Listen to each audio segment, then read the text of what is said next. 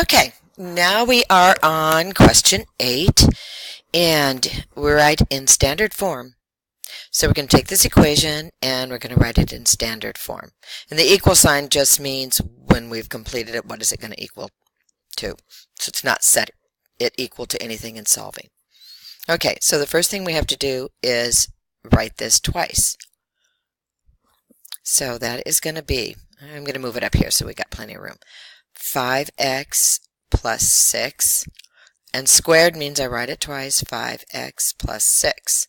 And then when I'm done with that, I am going to subtract 7x from that. So 5x times 5x is 25x squared. 5x times 6 plus 30x, and again here, plus 30x, and then 6 times 6 plus 36 minus 7x. I can't forget to put that on there too. So now the terms that I have to combine are going to be the 30x plus the 30x, it should have been a 30 in there, minus the 7x. And then this is its own term and that's its own. So they just stay as they are. So that will be 25x squared. 30 plus 30 is 60 minus 7. Combining those is plus 54x plus 36. And that is the answer to that one. Now, when we look at number 9, simplify the radical. Okay, so this is the square root sign. So what are we saying? What number times itself equals 100? So this is like square root of 100 is 10. So that would mean it would look like 10 times 10. And then these x's, there's 8 of them. It's probably going to be a little longer. So I've got x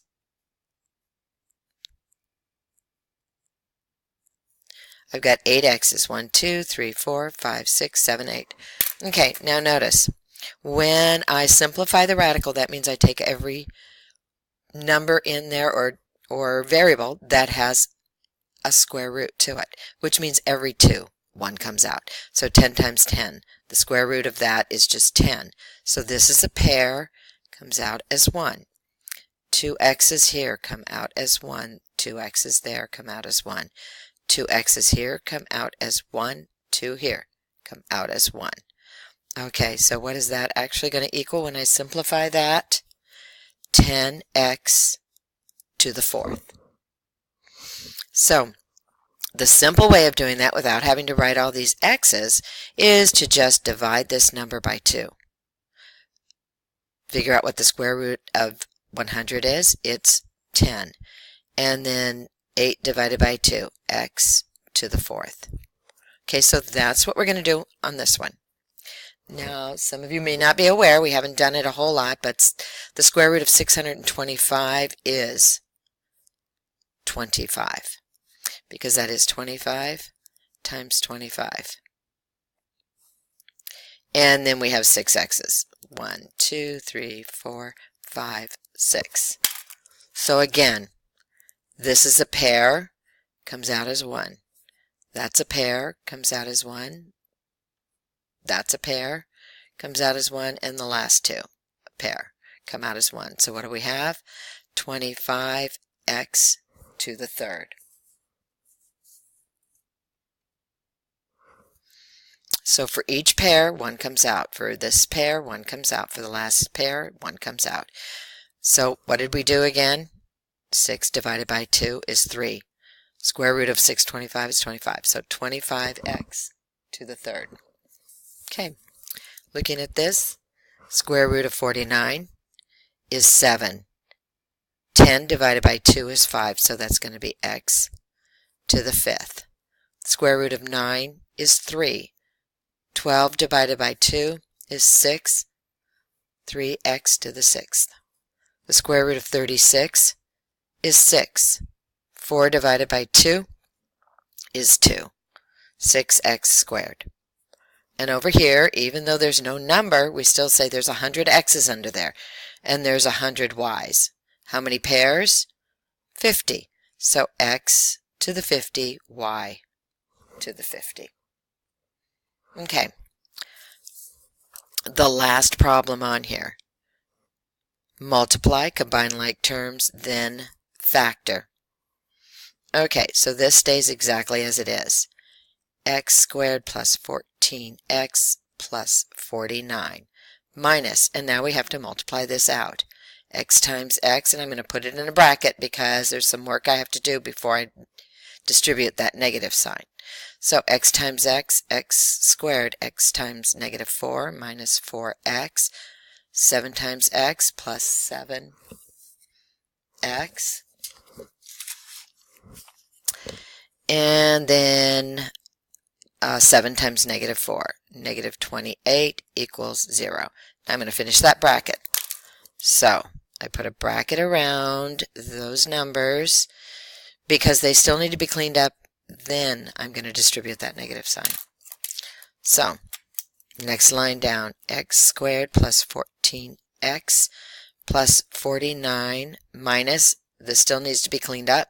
So the bracket or parentheses, however you want to do it, is going to stay equals 0. And it's going to be x squared, those two combined, is going to be plus 3x minus 28. Okay, now next line down, I'm going to distribute the negative sign here. So this negative is going to get distributed to that. This is like a negative 1. So all the signs are going to change into that. Okay, so I've got x squared plus 14x plus 49 minus x squared minus 3x, and a negative times a negative, plus 28 equals 0. Combine all my like terms. I've got an x squared minus x squared. I've got a 14x minus a 3x. And then I've got 49 plus 28. So I can see x squared minus x squared, that gives me 0. So I'm looking at the 14x minus the 3x, 11x. And then 49 plus 28 is 77. Okay, so I combined all my like terms. That's what I ended up with. Then I am going to factor 0. So I'm going to factor it first. What is my common term in both of these? 11. So I divide 11 out of that and an 11 out of that. Let me write that in. So I'm dividing by 11, dividing by 11. So my common term is 11. That comes out to the side. And then 77 divided by 11 is 7. Equals 0. Okay, so my common factor, my greatest common factor on that is 11. And another term for greatest common factor can be k equals 11. And then if I went to solve, 11 equals 0, that doesn't, I would just take this part. X plus 7 equals 0 minus 7 from both sides. X equals negative 7. And that's where we would have a 0 on this. Okay, that's it. Good luck on the test. Study all. Those that you don't understand, just do them over and over again until you get the rhythm of them and they will make sense.